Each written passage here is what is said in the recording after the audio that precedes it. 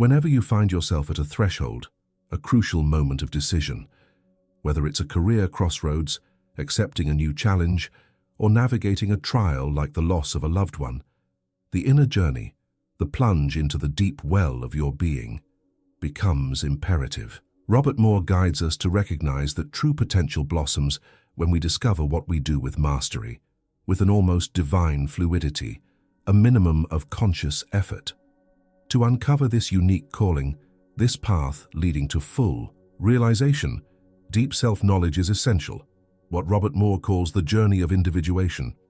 Individuation, in Moore's view, is the alchemy of personality, the integration of the shadows and light that inhabit the unconscious, weaving the complete tapestry of being.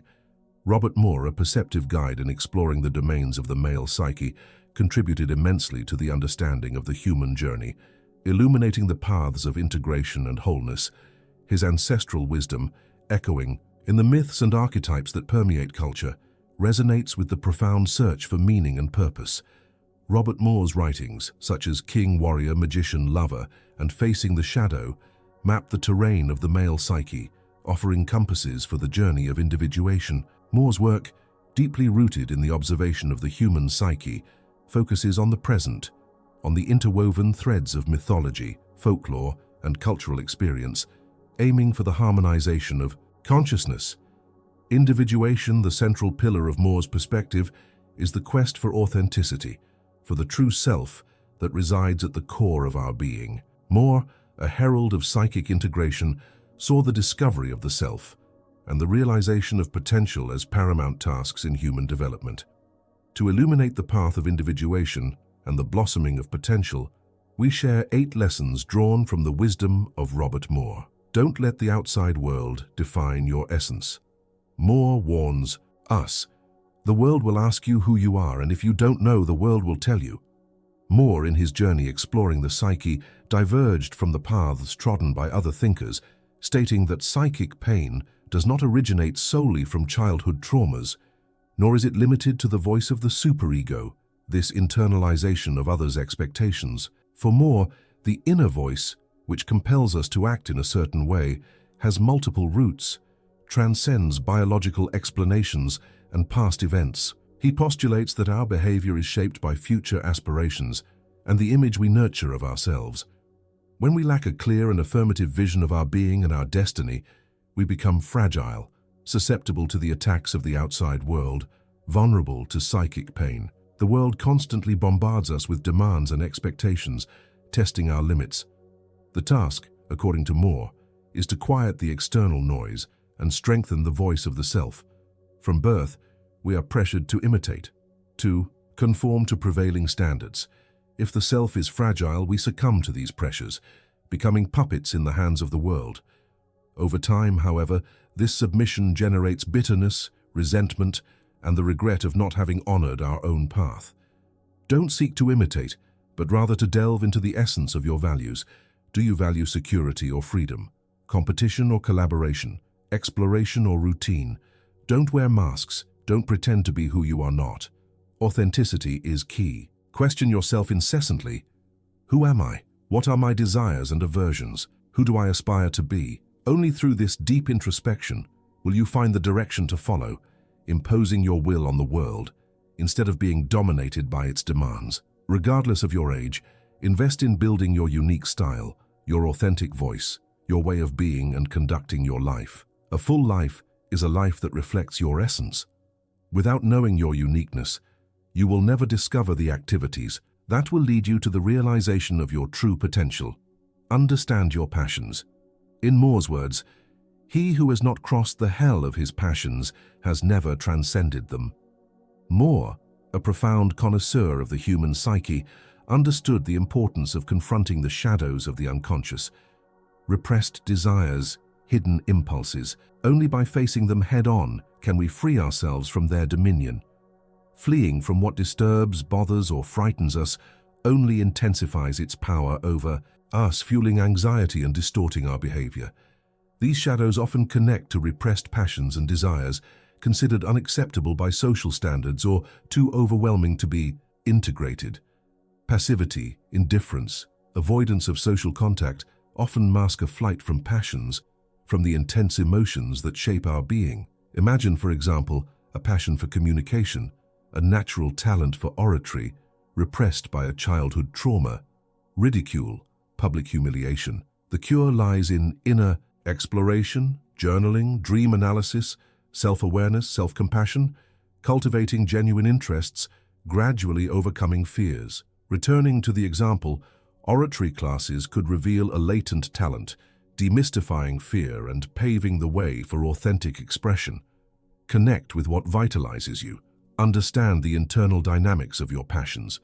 Focus on who you aspire to be. Paraphrasing Moore, "I am not what happened to me, I am what I choose to become." Although fascinated by mythology and the collective unconscious, that reservoir of archetypes and symbols shared by all humanity, Moore advocated for the strengthening of consciousness, the ability to shape one's own destiny. Precisely because he recognized the powerful influence of the unconscious, Moore emphasized the importance of choosing who we want to be, integrating all facets of our being, including immature aspects of the psyche, like the childlike need for love and attention, into this constantly evolving identity.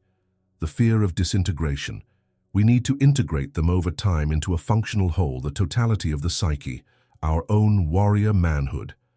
This process of integration, Robert Moore calls individuation, the descent into the lower realms of the psyche.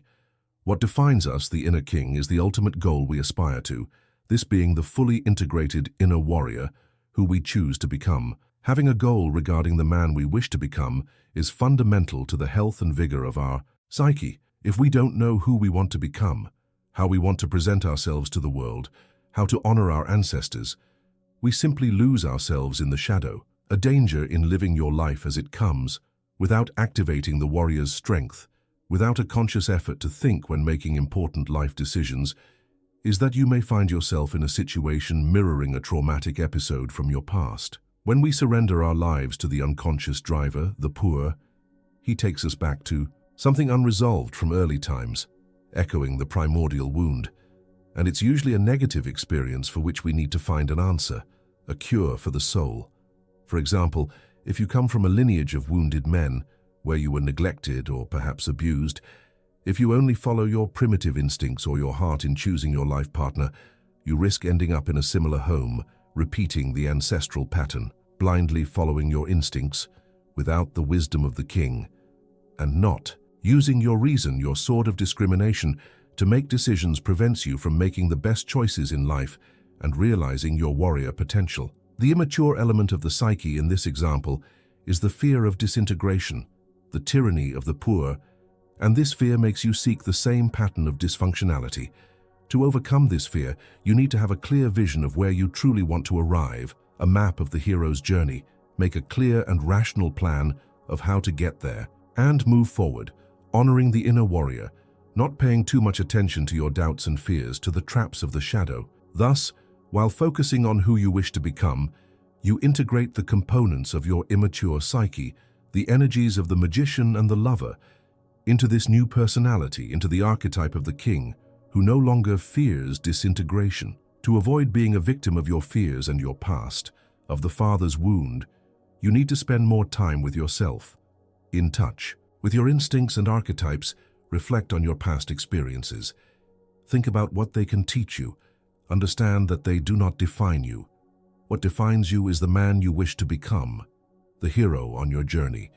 Then decide who you truly want to become, the king who resides within you, and strive in real life to be that man. Abandon your addictions. Robert Moore teaches us that every form of addiction is an escape from the warrior's responsibility, no matter if the narcotic is alcohol, morphine, or idealism. Addiction is a wound to the soul, affecting men on many levels, including the biological, social, psychological, and especially the spiritual. Moore encountered many types of men suffering from addiction. However, he saw similarities between men with real addictions like alcohol, some compulsive gestures and so on, and men suffering from idealism, from a disconnection with reality. Sometimes we fixate on some idealized visions of life, avoiding seeing that reality is completely different from this rosy picture, from the pure's fantasy. We try finding ways to escape confronting life's real problems. The trials of the warrior, that which truly hurts us, because we don't feel capable of facing these issues. This is why we find refuge in drugs, alcohol, and idealism, in the denial of our true nature. To maintain a healthy psyche, we need to be in touch with reality, with the warrior's strength, not avoid it. If you dislike being overweight and unsuccessful in life, don't waste your days on narcotics, drugs, alcohol, or idealism, but rather have the warrior's courage to face reality, make a plan to change the situation, apply yourself more aggressively at work, honoring the king's discipline, and consistently follow an exercise routine, strengthening your body and spirit. If you continue to spend your days partially unconscious or stuck in some detrimental idealism, in the pure's trap, you cannot get in touch with your real self, with the king. Archetype. Cannot think of any solution to free yourself from the situation you find yourself in, and start developing a plan to change your life to one that better reflects yourself, the hero on his journey, and gives you a chance to fulfill your warrior potential. Be honest about your capabilities. More consider that you are what you do, not what you say you will do, a reflection of the king's integrity. As a profound connoisseur of the male psyche, Moore always saw through his patients, no matter what they pretended to be, the mask of the persona. We are almost never who we pretend to be. What we do speaks far louder than anything we communicate verbally. The process of individuation, the hero's journey which Moore wrote about, implies aligning your actions with your ideal self, with the strength and wisdom of the king. We are born with a self, a seed of potential that needs a lifetime to fully realize itself, to blossom in its majesty. Early in life, governed by the poor, we don't even know for sure who we want to be. Moore considered that the first phase of life is dedicated as much to ego development as to personal development, to the image we show the world, the construction of the persona. However, we also need the second phase, the phase where we must achieve a complete integration of ourself, the ascension of the inner king. In the first phase, you don't even know for sure who you really are, so you just experiment with different ways of living, exploring the archetypes.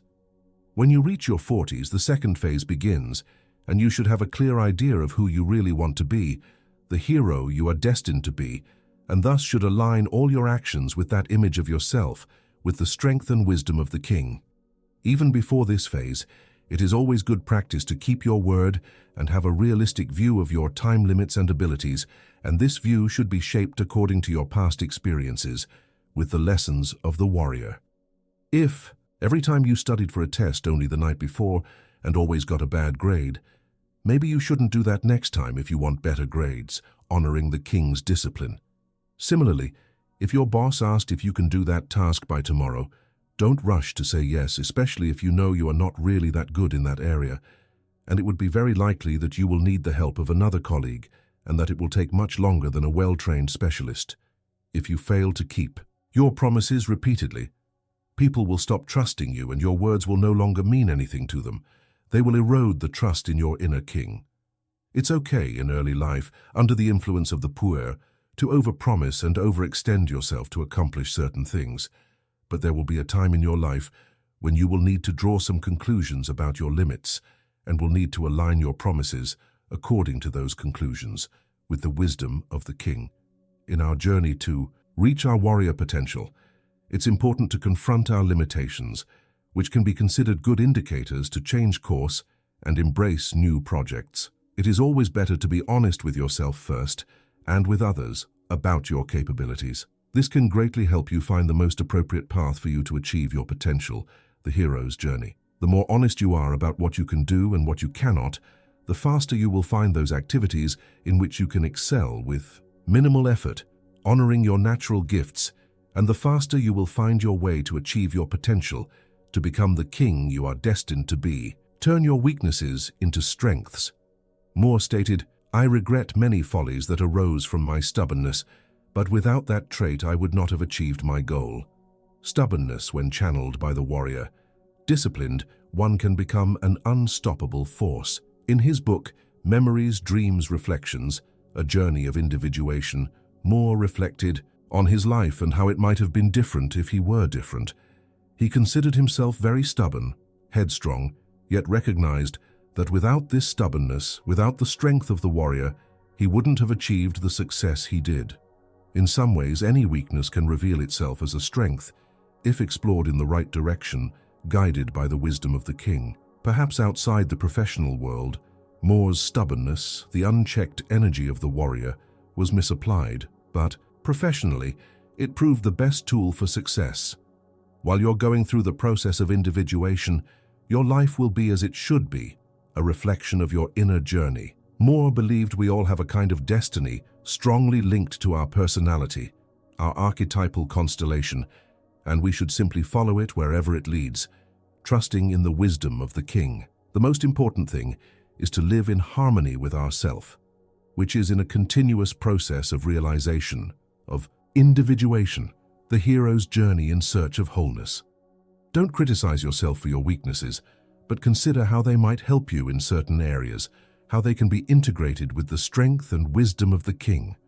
From your life, make a list of all the things you're criticized for and how you can use those traits, seen as bad, usefully, energetically, manifesting the inner warrior, and avoid using them where you shouldn't, where the inner magician knows there's no room for battle. For example, let's say you're a very sensitive person who lives more in your imagination in the realm of the magician, and others used to criticize you for your lack of practical skills, saying you don't even know how to fix a common problem in your house.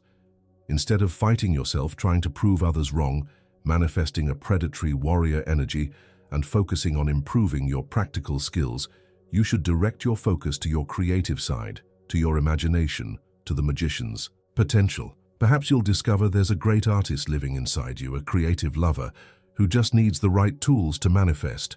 Maybe you could be a great painter, musician, or writer. It's far better to honor your innate gifts, your active archetypes, and ensure your energies are directed the right way with the wisdom of the inner king, than to focus on correcting your perceived weaknesses. Find a connection with the infinite, with the self, the totality of your being.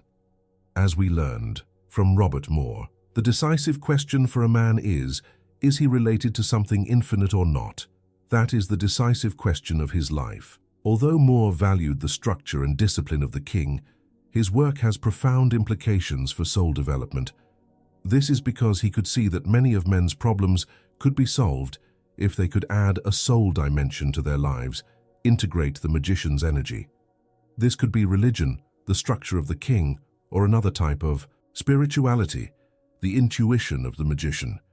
When our life is understood in the context of something larger than ourselves, in the context of the self, our life gains more meaning and we begin to feel safer and happier, stronger, like the strengthened inner warrior to face life's problems. Even if you're not religious or particularly spiritual, Moore recommends connecting your existence to something infinite, to the transpersonal power of the self. Perhaps you can think about the universe and how everything is connected, coming from the same source, including all the men who have ever existed and will ever exist. The effort you put into your work, the kindness you show, the lover's energy to those around you can be reinforced by the thought that you are part of this human species and your life matters. You are one of the millions of ways in which our species has evolved and continues to expand. Looking at all the incredible advancements of human civilizations, we can be amazed and fascinated, and we can feel grateful to be part of this human civilization. Some people may see the infinite in their faith in God, an aspect of the king. Some in the mysteries of the universe, the magician's quest.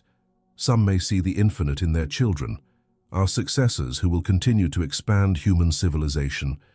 The infinite can be described as anything that gives you meaning beyond your time-limited existence.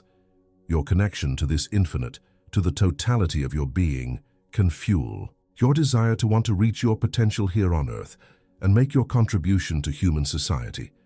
Whatever your main reason, be it religious or spiritual or otherwise, make time for deep reflection, to hear the voice of the inner magician. In our final Moore quote for this video, he says, "You must be alone to discover what supports you when you discover you cannot support yourself." Moore personally saw solitude as one of the best ways to heal, and he even said that solitude makes life worth living, as it allows for the integration of the shadow and the meeting with the self. To find happiness and fulfill our potential, we need to live in harmony with our inner demands And solitude is the best occasion to discover what those inner demands are, to hear the voice of the inner king and magician. This is especially true when you face difficulties in life and feel powerless. You must withdraw to reflect on what can give meaning to your life, what can support you emotionally, and what steps you should take next to fulfill your true potential, to manifest the inner warrior and lover in balance. Perhaps a walk by the lake might make you understand that the beauty of life doesn't depend on how many dollars you have in your wallet or how many titles you possess, but on the happiness and peace you feel when you have most of your affairs in order, when you perform the activities in life that make you feel happy and fulfilled, helping you realize your potential. Think about what activities make you happy. Don't hold back. Imagine money is no object. What truly makes you happy? Identify that, and you are free to stop and think, to find ways to focus your energy on those activities that help you realize your potential. Realizing your potential is a journey, a hero's journey, and solitude can provide moments of reflection that can help you assess how far you are on that journey and what you should do to move forward. Thank you for watching, and until the next video.